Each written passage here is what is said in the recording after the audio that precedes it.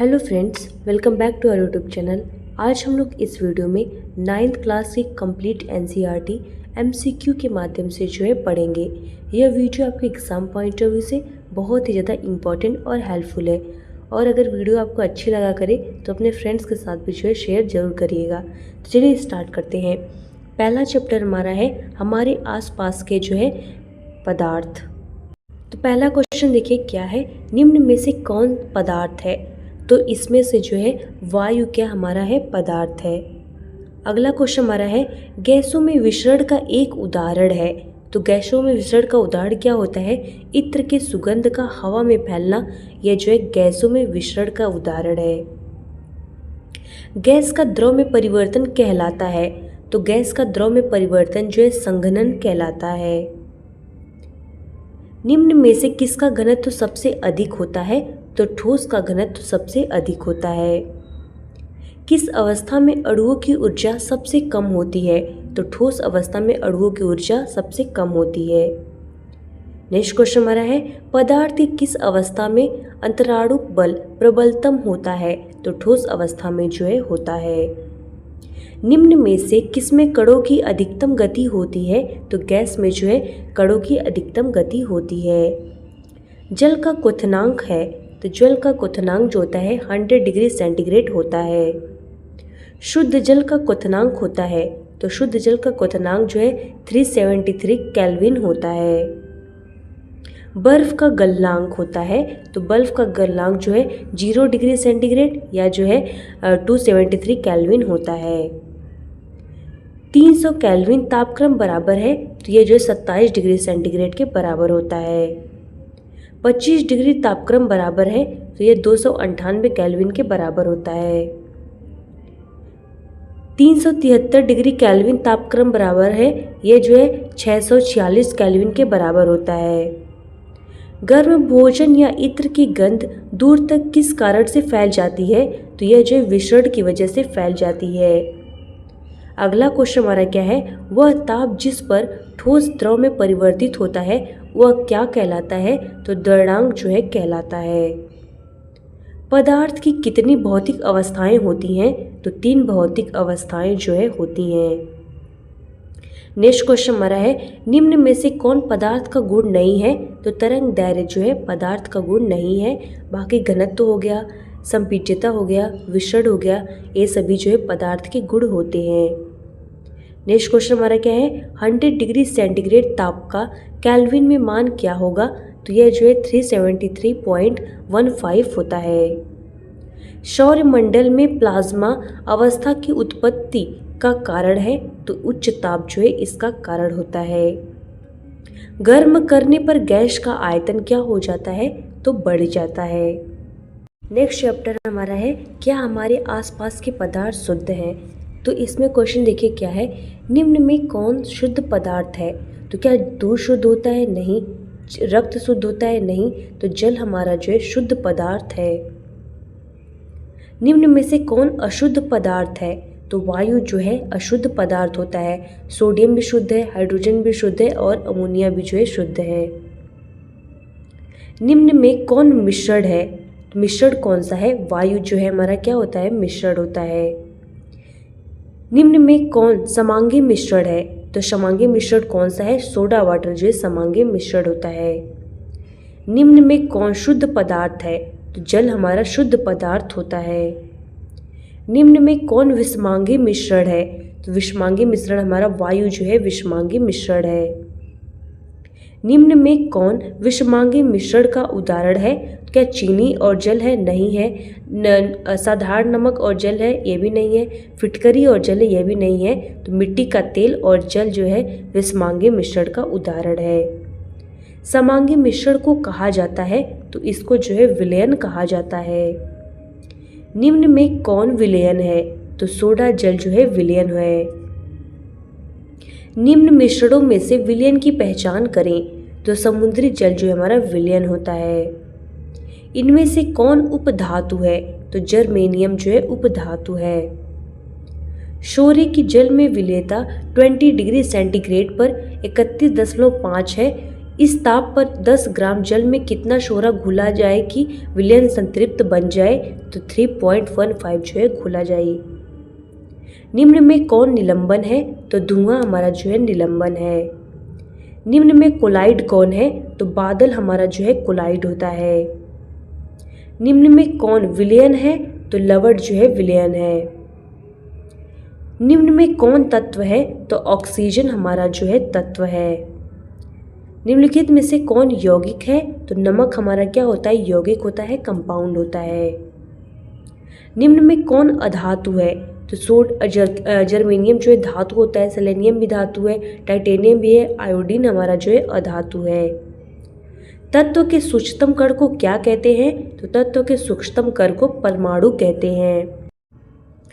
वैसे पदार्थ जो शुद्ध पदार्थ कहलाते हैं, जिसमें जो है मिलावट नहीं होती, अशुद्धि नहीं होती, सभी कण समान होते हैं, उनको क्या कहते हैं? शुद्ध पदार्थ जो है कहते हैं। अगला चैप्टर हमारा है परमाणु एवं अणु। पहला क्वेश्चन हमारा क्या है? जल के एक अणु में हाइड्रोजन एवं ऑक्सीजन के भार का अनुपात होता है तो कितना होता है? 1:8 जो है होता है। जल अणु में प्रयुक्त तत्वों के परमाणुओं की संख्या का अनुपात है तो कितना होता है? 2:1 जो है होता है। नेक्स्ट क्वेश्चन हमारा है कैल्शियम ऑक्साइड में कैल्शियम एवं ऑक्सीजन के भार का अनुपात होता है तो 5:2 होता है। अमोनिया के एक अणु में नाइट्रोजन एवं हाइड्रोजन के भार का अनुपात होता है तो 14:3 जो है होता है। CO2 के एक अणु में कांच और ऑक्सीजन के यहाँ देखिए गलत हो गया, कार्बन और ऑक्सीजन के भार का अनुपात होता है तो 3:8 जो है होता है। निम्न में कौन सा तत्व बहुपरमाणुक है? तो सल्फर जो है बहुपरमाणुक होता है। निम्न में कौन सा तत्व द्विपरमाणुक है? तो ऑक्सीजन जो है द्विपरमाणुक होता है। निम्न में कौन सा तत्व द्विपरमाणुक नहीं है? तो हाइड्रोजन द्विपरमाणुक होता है, नाइट्रोजन भी होता है, क्लोरीन भी होता है, लेकिन हीलियम जो है द्विपरमाणुक नहीं होता। जल का रासायनिक सूत्र है तो वाटर H2O जो है इसका रासायनिक सूत्र है। सल्फर का आणविक सूत्र है तो S8 जो है इसका आणविक सूत्र होता है। सल्फ्यूरिक एसिड का फॉर्मूला क्या होता है? तो H2SO4 जो है होता है। बेकिंग पाउडर खाने वाले सोडा का रासायनिक सूत्र क्या होता है? तो NaHCO3 सोडियम बाइकार्बोनेट इसको बोलते हैं। अमोनियम सल्फेट का सूत्र क्या होता है? तो NH4 2 SO4 इसका फार्मूला होता है। मैग्नीशियम क्लोराइड का सूत्र क्या होता है? तो MgCl2 जो है इसका फार्मूला होता है। कैल्शियम कार्बोनेट का सूत्र क्या होता है? तो CaCO3 जो है इसका फार्मूला होता है। फेरिक ऑक्साइड का सूत्र क्या होता है? तो Fe2O3 जो है इसका फार्मूला होता है। हाइड्रोजन सल्फाइड का सूत्र क्या होता है? तो H2S जो है इसका फार्मूला होता है। साइजाजन क्लोराइड का सूत्र क्या होता है? तो HCl जो है होता है, हाइड्रोक्लोरिक एसिड होता है। सोडियम ऑक्साइड का फॉर्मूला क्या होता है? ये सोडियम ऑक्साइड होगा, ये गलत टाइप हो गया, मिस टाइप हो गया है। तो सोडियम ऑक्साइड का फॉर्मूला जो है Na2O होता है। कैल्शियम हाइड्रोक्साइड का फॉर्मूला क्या होता है? तो CaOH2 जो है होता है। यहाँ पे देखिए जो है मिस टाइप हो गया, यहाँ पे हाइड्रोजन क्लोराइड होना चाहिए, ये गलत हो गया है, तो यहाँ पे हाइड्रोजन क्लोराइड होगा, तो इसका फॉर्मूला जो है HCl होता है। नेक्स्ट चैप्टर हमारा है परमाणु की संरचना। पहला क्वेश्चन हमारा क्या है? कैथोड किरण पर आवेश की प्रकृति होती है तो कैसी होती है? ऋणात्मक जो है होती है। इलेक्ट्रॉन का सापेक्ष आवेश क्या होता है? तो -1 होता है। प्रोटॉन का सापेक्ष आवेश क्या होता है? तो +1 होता है। किनाल किरणें किसका किरण पुंज है? तो यह जो है प्रोटॉन का किरण पुंज होती हैं। परमाणु का नाभिक होता है तो धनावेशित जो है होता है। परमाणु के नाभिक की खोज किसने की थी? तो रदरफोर्ड ने जो है की थी। इलेक्ट्रॉन का आविष्कार किसने किया था? तो J.J. थॉम्सन ने किया था। प्रोटॉन का आविष्कार किसने किया था? तो गोल्डस्टीन ने किया था। कैथोड से निकलने वाले ऋण आवेशित कणों को क्या कहते हैं? तो इसको जो है इलेक्ट्रॉन कहते हैं। नेक्स्ट क्वेश्चन है, न्यूट्रॉन की खोज किसने किया? तो जेम्स चैडविक ने जो है न्यूट्रॉन की खोज किया। कैथोड किरणें प्रवाह है, तो ये जो है इलेक्ट्रॉनों के प्रवाह है। न्यूट्रॉन का सापेक्ष आवेश होता है तो 0 होता है। इलेक्ट्रॉन का द्रव्यमान हाइड्रोजन परमाणु के द्रव्यमान के कितना गुना होता है? तो 1/2000 गुना होता है। इलेक्ट्रॉन का द्रव्यमान निरपेक्ष होता है तो 9.11 × 10⁻³ kg। हाइड्रोजन परमाणु में कौन से कण नहीं होता? तो न्यूट्रॉन जो है नहीं होता है। परमाणु के नाभिक निम्न में कौन सा कण उपस्थित होता है? तो परमाणु के नाभिक में प्रोटॉन और न्यूट्रॉन जो है होता है। रदरफोर्ड का अल्फा कण प्रकीर्णन प्रयोग किसकी खोज के लिए उत्तरदायी था? तो परमाणु केंद्रक खोज के लिए उत्तरदायी था। परमाणु की द्रव्यमान संख्या निर्धारित करने वाला कण है तो हमारा न्यूट्रॉन है। परमाणु के दूसरे कोश L में अधिक से अधिक कितने इलेक्ट्रॉन रह सकते हैं? तो 8 इलेक्ट्रॉन रह सकते हैं।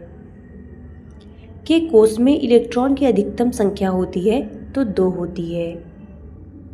नेक्स्ट चैप्टर हमारा है जीवन की मौलिक इकाई।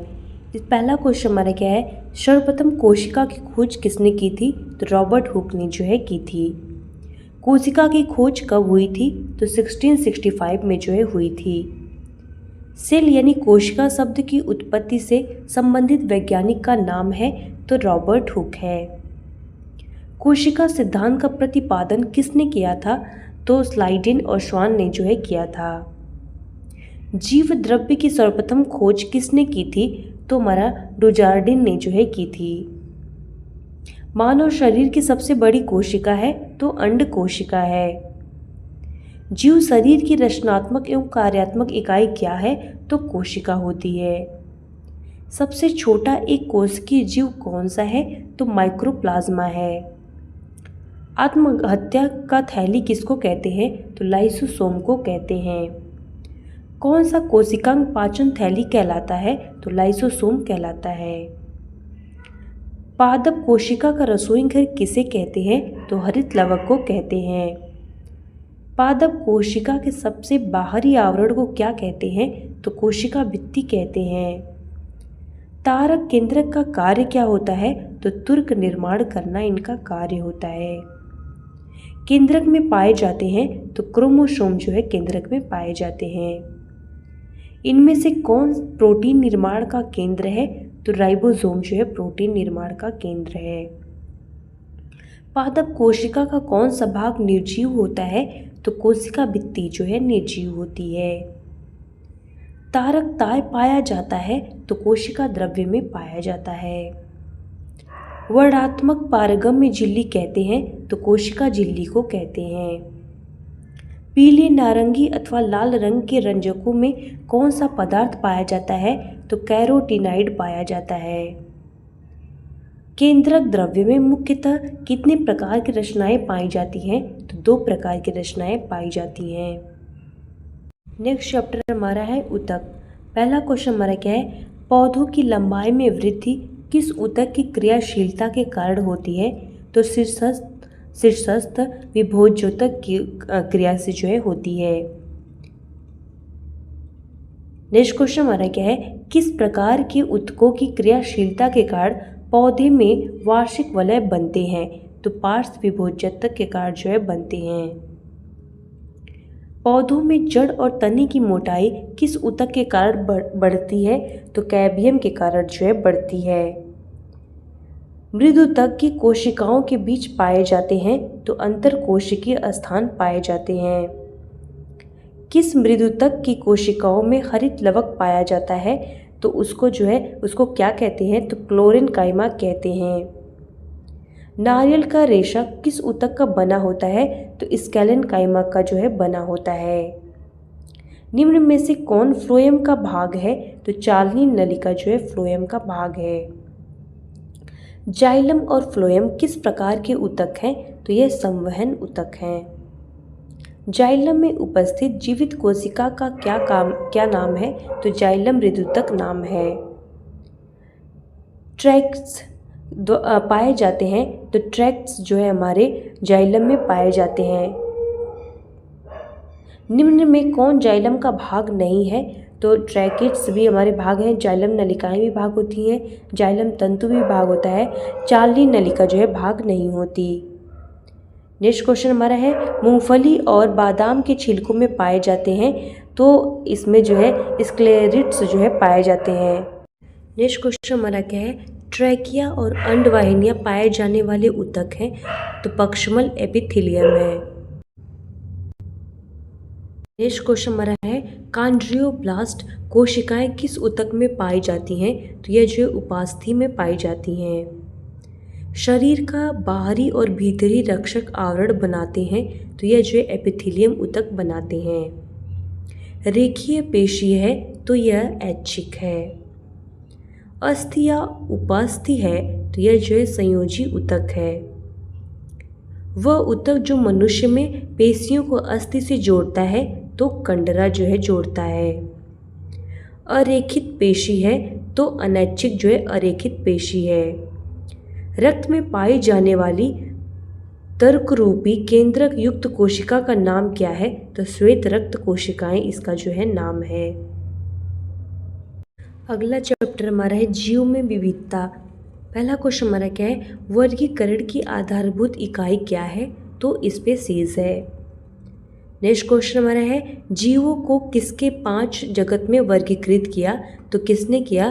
तो आर विटेकर ने जो है किया।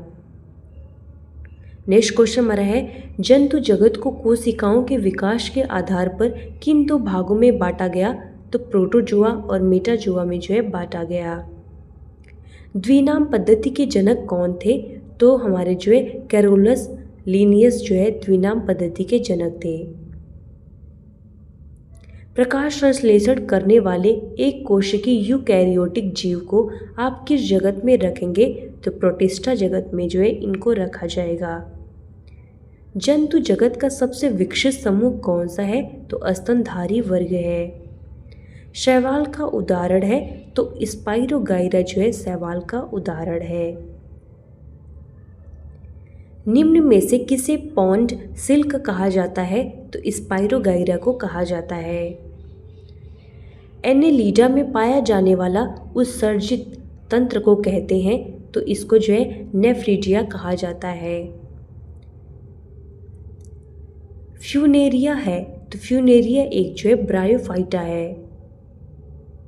फर्न है, तो फर्न एक जो है टेरिडोफाइटा है। निम्न में से किस पौधे में राइजोइड नहीं पाया जाता? तो जो है पाइनस में नहीं पाया जाता। बुकलंग पाया जाता है, तो बुकलंग जो है बिच्छू में पाया जाता है।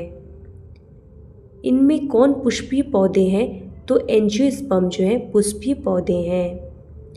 एक द्विबीजपत्री पौधा है, तो गुड़हल जो है एक द्विबीजपत्री पौधा है।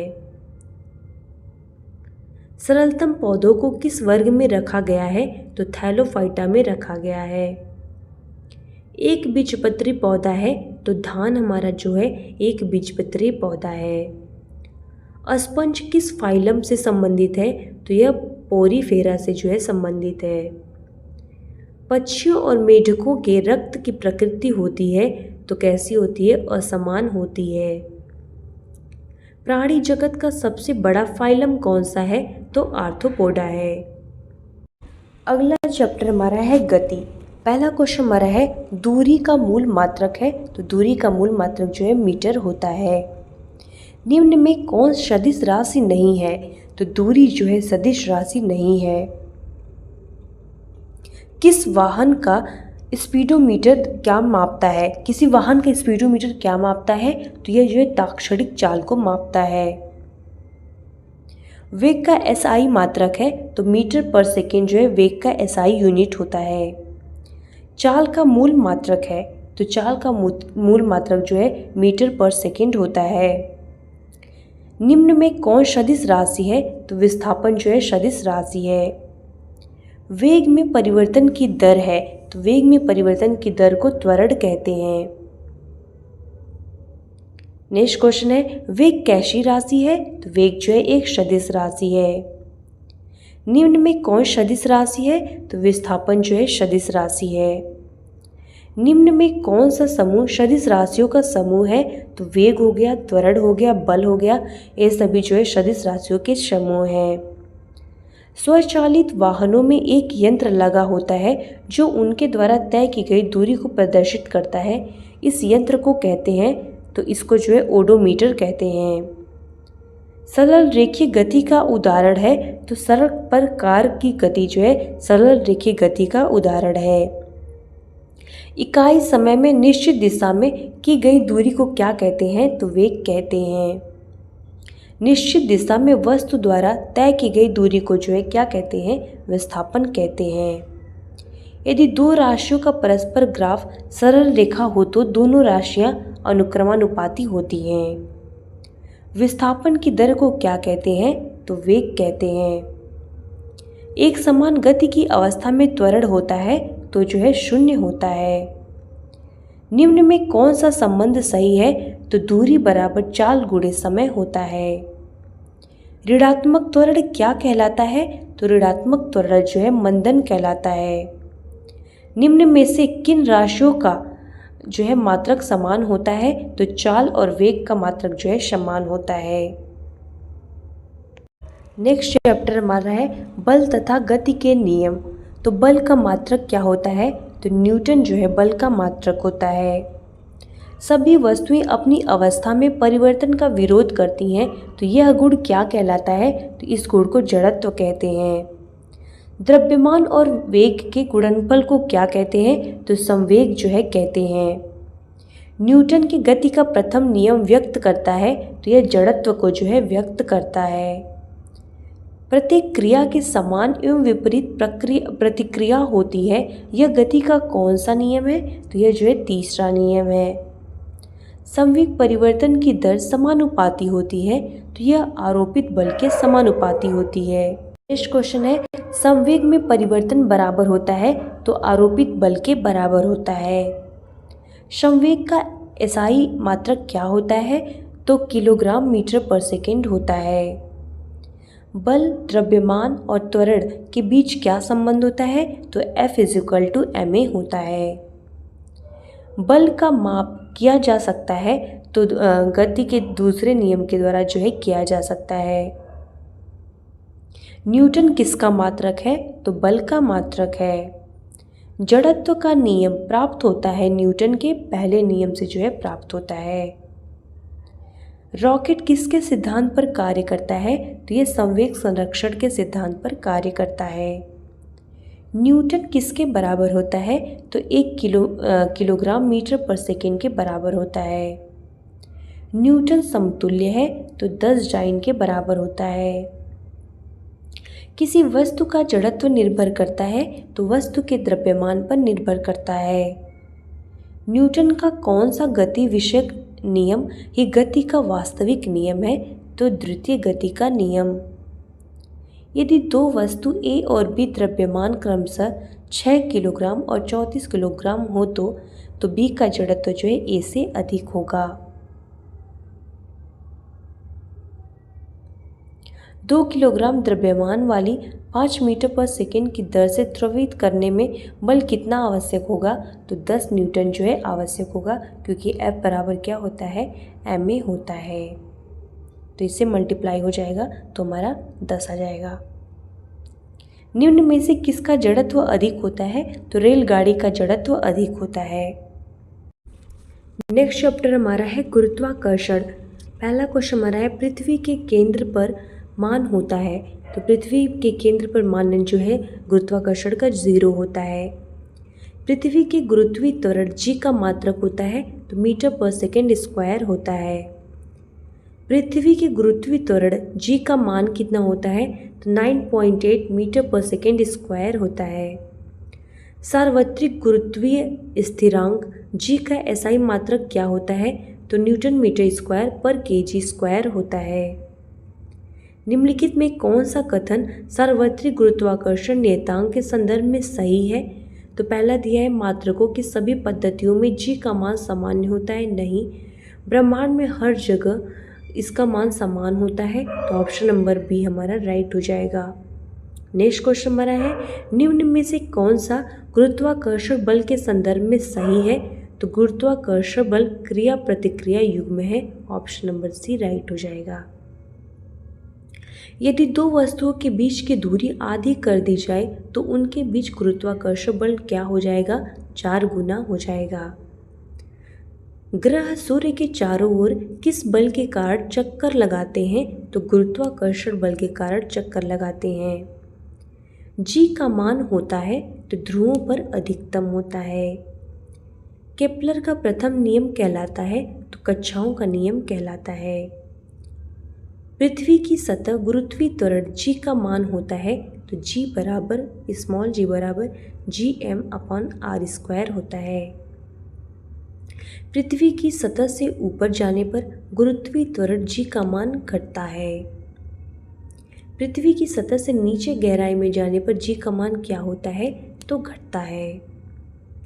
किसी वस्तु को विषुवत रेखा से ध्रुव की ओर ले जाने पर जी का मान क्या होता है, तो बढ़ता है। चंद्रमा की सतह पर किसी वस्तु का भार पृथ्वी की सतह पर उसके भार का कितना गुना होता है, तो 1/6 होता है। गुरुत्वीय त्वरण का मान जो है पृथ्वी के अक्षांश पर निर्भर करता है। वायुमंडल पृथ्वी से जुड़ा हुआ जो है गुरुत्वाकर्षण है। पृथ्वी पर गुरुत्वाकर्षण के कारण त्वरण किस पर निर्भर करता है, तो पृथ्वी के द्रव्यमान पर निर्भर करता है। 1 पास्कल बराबर होता है तो newton metre square minus square के बराबर जो है होता है -2 न्यूटन मीटर की पावर -2 के बराबर होता है। गुरुत्वाकर्षण बल का कारण क्या होता है, तो मात्रा होता है। अगला चैप्टर हमारा है कार्य तथा ऊर्जा। बल एवं विस्थापन का गुणनफल क्या कहलाता है, तो इसको जो है कार्य कहते हैं। कार्य जो बल एवं विस्थापन का गुणनफल है वह कैसा है, सदिश है। यह जो है अदिश होता है। नेक्स्ट क्वेश्चन हमारा क्या है, चलती गाड़ी में बैठे आदमी की ऊर्जा होगी तो कैसी होगी, स्थितिज होगी। कार्य का SI मात्रक क्या होता है, तो जूल होता है। यदि किसी पिंड का विस्थापन 0 है तो बल द्वारा उस पिंड पर किया गया कार्य जो है 0 जूल होगा। जूल मात्रक है तो कार्य और ऊर्जा का मात्रक है। h ऊंचाई पर स्थित m द्रव्यमान वाली वस्तु की स्थितिज ऊर्जा क्या होती है, तो mgh होगी। कार्य करने की क्षमता को क्या कहते हैं, तो ऊर्जा कहते हैं। किसी वस्तु पर 5 न्यूटन बल लग रहा है, बल की दिशा में वस्तु जो है 2 मीटर विस्थापित होती है तो किया गया कार्य कितना होगा, तो 10 जूल होगा। ऊर्जा है, ऊर्जा क्या है, कार्य करने की क्षमता होती है। बहती हवा में कौन सी ऊर्जा है, तो इसमें जो है गतिज ऊर्जा है। कार्य करने की दर को कहते हैं तो इसको जो है शक्ति कहते हैं। धनुष का तड़ित डोरी में कौन सी ऊर्जा संचरित होती है, तो स्थितिज ऊर्जा होती है। शक्ति कहते हैं तो कार्य करने की दर को शक्ति कहते हैं। बहता हुआ पानी में कौन सी ऊर्जा है, तो गतिज ऊर्जा है। कमानीदार घड़ी में संचित ऊर्जा है तो यह जो है स्थितिज ऊर्जा होती है। कमानी में संचित ऊर्जा कैसी होती है, स्थितिज ऊर्जा होती है। छत पर दौड़ते हुए बालक में है तो यह स्थितिज और गतिज दोनों ऊर्जा है। पटना के गोलघर पर बैठे लड़के के पास है तो क्या है, स्थितिज ऊर्जा है। ऊपर उठाई गई हथौड़ी में क्या है, तो यह जो है स्थितिज ऊर्जा है। अगला चैप्टर हमारा है ध्वनि। ध्वनि तरंग है तो ध्वनि तरंग जो है एक अनुदैर्घ्य तरंग होती है। किसी माध्यम में अनुदैर्घ्य तरंगों के संचरण के साथ संचरित राशि है तो ऊर्जा है। किसी अनुप्रस्थ तरंग में शामिल होते हैं तो शीर्ष और गर्त दोनों शामिल होते हैं। किसी अनुदैर्घ्य तरंग में शामिल होते हैं तो विरलन और संपीड़न शामिल होते हैं। सितार का तार खींचने में तार में उत्पन्न तरंग जो है अनुप्रस्थ होती है। एकांक समय में पूर्ण होने वाले दोलनों की कुल संख्या को क्या कहते हैं? आवृत्ति कहते हैं। तरंग किसी स्थान से अन्य स्थान तक किसी राशि x का स्थानांतरण करती है तो राशि x क्या है? ऊर्जा है। तरंग दैर्घ्य का मात्रक क्या होता है? SI यूनिट मीटर होता है। निम्नलिखित में से किस ध्वनि का तारत्व अधिक होता है? तो गिटार का जो है अधिक होता है। तरल का कौन सा गुण प्रबलता को निर्धारित करता है? तो आवृत्ति जो है निर्धारित करता है। तरल का कौन सा गुण तारत्व को निर्धारित करता है? तो आवृत्ति जो है करती है। एकल आवृत्ति की ध्वनि को कहते हैं तो स्वर जो है कहते हैं। अप्रिय ध्वनि को कहते हैं तो शोर जो है कहते हैं। प्रतिध्वनि का कारण है तो ध्वनि का परावर्तन जो है प्रतिध्वनि का कारण है। प्रतिध्वनि सुनने के लिए ध्वनि स्रोत एवं श्रोता के बीच न्यूनतम दूरी होनी चाहिए तो 17.2 मीटर होनी चाहिए। दो ध्वनियों को स्पष्टतः सुने जाने के लिए यह आवश्यक है कि उनके बीच न्यूनतम समय अंतराल हो तो 0.1 सेकेंड का हो। सामान्य मनुष्य के कानों के लिए श्रव्यता परास क्या है? तो 20 हर्ट्ज से 20,000 हर्ट्ज है। 20,000 हर्ट्ज से अधिक आवृत्ति वाले ध्वनि को क्या कहते हैं? तो पराश्रव्य ध्वनि कहते हैं। 20 हर्ट्ज से कम आवृत्ति वाले ध्वनि को क्या कहते हैं? तो अवश्रव्य ध्वनि कहते हैं। आवृत्ति तथा आवर्तकाल का गुणनफल होता है तो 1 होता है। अगला चैप्टर हमारा है हम बीमार क्यों होते हैं। तो क्वेश्चन हमारा क्या है? एक तीव्र प्रचंड रोग है तो खांसी जुकाम है जिसको एक्यूट डिजीज बोलते हैं। एक दीर्घकालिक रोग है तो एक्सिल्मा जो है एक दीर्घकालिक रोग है। एक संक्रामक रोग है तो हैजा जो है एक संक्रामक रोग होता है। एक विश्वव्यापी बीमारी है तो एड्स जो है विश्वव्यापी बीमारी है। मलेरिया का रोग वाहक है तो मच्छर है। मलेरिया का कारण जीव है तो प्लाज्मोडियम है। मलेरिया रोग का कारण क्या है? प्रोटोजोआ है। पेचिस का रोग कारक क्या है? तो प्रजीव है। किसी पोषक तत्व की कमी से एनीमिया नामक बीमारी होती है तो आयरन की कमी से होती है। किस पोषक तत्व की कमी से घेंघा रोग होता है? तो आयोडीन की कमी से होता है। विटामिन सी की कमी से कौन सा रोग होता है? तो स्कर्वी होता है। विटामिन बी की कमी से कौन सा रोग होता है? तो बेरीबेरी होता है। एथेक्स नामक रोग किस प्रकार के रोग कारक की वजह से होता है? तो बैक्टीरिया की वजह से होता है। हमने जो है ये सारी बीमारियों के बारे में एक चैप्टर में माइंड मैप के थ्रू पढ़ाया है तो आप उस वीडियो को भी जाके देख सकते हैं तो आपका जो है अच्छे से क्लियर हो जाएगा। नेक्स्ट क्वेश्चन हमारा है रोगवाहक कीट का उदाहरण क्या है? तो मक्खी हो गया, मकर हो गया, तिलचट्टा हो गया, यह सभी हैं। एड्स होता है तो एड्स विषाणु की वजह से होता है। कालाजार उत्पन्न करता है तो लेशमानिया जो है कालाजार उत्पन्न करता है। मानव में बैक्टीरिया से संक्रमण का सबसे आम इलाज क्या है? तो एंटीबायोटिक्स है। टीका वैक्सीनेशन का आविष्कार किसने किया था? तो एडवर्ड जेनर ने किया था।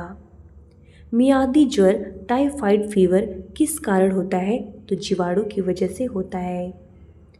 वायु द्वारा फैलने वाला रोग है तो खांसी जुकाम हो गया, वायु के द्वारा फैलता है। लास्ट चैप्टर हमारा है प्राकृतिक संपदा। तो प्राकृतिक संपदा क्या है? तो यह जो है जल हो गया, मिट्टी हो गया, वायु हो गया, यह हमारी जो है प्राकृतिक संपदा होती है। कौन प्राकृतिक संपदा नहीं है? तो हमारा जो है जल होता है, वायु होता है, कोयला होता है, खेत प्राकृतिक संपदा नहीं होती। प्राकृतिक पदार्थ जिनका उपयोग मनुष्य अपने जीवन यापन एवं विकास के लिए करता है क्या कहलाते हैं? उनको प्राकृतिक संपदा कहते हैं। ओजोन है तो ओजोन जो है गैस है। ओजोन गैस पाई जाती है तो समतापमंडल में पाई जाती है।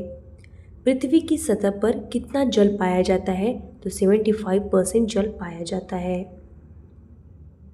क्षोभ मंडल का विस्तार है तो 10 किलोमीटर से 12 किलोमीटर तक है। समताप मंडल का विस्तार है तो 16 किलोमीटर से 50 किलोमीटर तक है। वायुमंडल में कार्बन डाइऑक्साइड के बढ़ने का संबंध है तो समुद्र तल से ऊपर उठने से जो है। ओजोन का सूत्र क्या होता है तो O3 होता है। पृथ्वी की ऊपरी उपजाऊ सतह जो चट्टानों के अपक्षय से बनती है क्या कहलाती है, उसको मृदा कहते हैं। मृदा अपरदन का संबंध है तो वर्षा से है, अतिचारण से है, पेड़ों की कटाई से है, इन सभी से है। धूम कोहरा क्या संकेत करता है तो यह वायु प्रदूषण को संकेत करता है। अतिचारण का संबंध है तो मृदा अपरदन से है। चंद्रमा पर ताप का परास क्या है तो 190 डिग्री सेंटीग्रेड से 110 डिग्री सेंटीग्रेड तक है। पौधे जिन पदार्थों का संश्लेषण करते हैं वे कहलाते हैं तो जैव रसायन कहलाते हैं। वायु में नाइट्रोजन की प्रतिशत मात्रा होती है 78% होती है। ओजोन परत के ह्रास यानी अवक्षय का मुख्य कारण है तो CFC यानी क्लोरोफ्लोरोकार्बन है। वैश्विक उष्मीकरण ग्लोबल वार्मिंग जो है कारक है तो ये इसका कारण क्या है, कार्बन डाइऑक्साइड है। पौधों पर प्रभाव के लिए उत्तरदायी गैस है तो कार्बन डाइऑक्साइड है। माफ़ करिएगा, एक चैप्टर हमारा और बच गया था जिसका नाम है खाद्य पदार्थों में सुधार। तो इसमें देख लेते हैं। पहला क्वेश्चन हमारा क्या है, एक सूक्ष्म पोषक तत्व है तो जस्ता है। निम्न में कौन सूक्ष्म पोषक तत्व नहीं है तो सल्फर हमारा जो है नहीं है, आयरन होता है, कॉपर होता है और मैग्नीज होता है। एक वृहद पोषक तत्व है तो मोलिब्डेनम है। निम्न में कौन खरीफ फसल है तो धान हमारा खरीफ फसल है। निम्न में कौन रबी फसल है तो गेहूं हमारा रबी फसल होता है। एक संश्लेषित उर्वरक है तो हमारा नाइट्रेट्स जो है एक संश्लेषित उर्वरक होता है। कंपोस्ट में नाइट्रोजन की प्रतिशतता कितनी हो सकती है तो 0.5% हो सकती है। दलहन फसलों में कौन सा प्रमुख पोषक पदार्थ प्राप्त होता है तो प्रोटीन प्राप्त होता है। एक ही खेत में विभिन्न फसलों को पूर्व नियोजित अनुक्रम में उगाने की विधि को क्या कहते हैं तो फसल चक्र कहते हैं। दो अथवा दो से अधिक फसलों को निश्चित कतार पैटर्न में उगाने की विधि को क्या कहते हैं तो अंतरा फसलीकरण कहते हैं। कार्बोहाइड्रेट प्रधान फसल है तो हमारा मूंगफली है।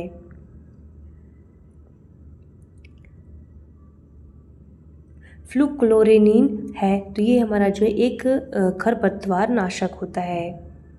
फसलों के साथ उपजने वाले अवांछनीय पौधों को क्या कहते हैं तो खरपतवार कहते हैं। पर्णकृमि पशुओं के किस अंग को प्रभावित करता है तो यकृत को जो प्रभावित करता है। भारत में किस क्रांति के कारण भोजन उत्पादन में कई गुना वृद्धि हुई तो हरित क्रांति के कारण हुई। नीली क्रांति किससे संबंधित है तो मत्स्य उत्पादन से संबंधित है। नेक्स्ट क्वेश्चन है, भारत में हरित क्रांति के जन्मदाता कौन है तो MS स्वामीनाथन है सॉरी। लाल सिंधी नाम है तो गाय की प्रजाति का नाम है। साहिवाल नाम है तो गाय की प्रजाति का नाम है। भैंस की प्रजाति है तो मुर्राह जो है भैंस की प्रजाति होती है। तो हमने जो है 9th की NCERT को कंप्लीट चैप्टर वाइज जो है कंप्लीट कर लिया। Hope you like this video. Thanks for watching.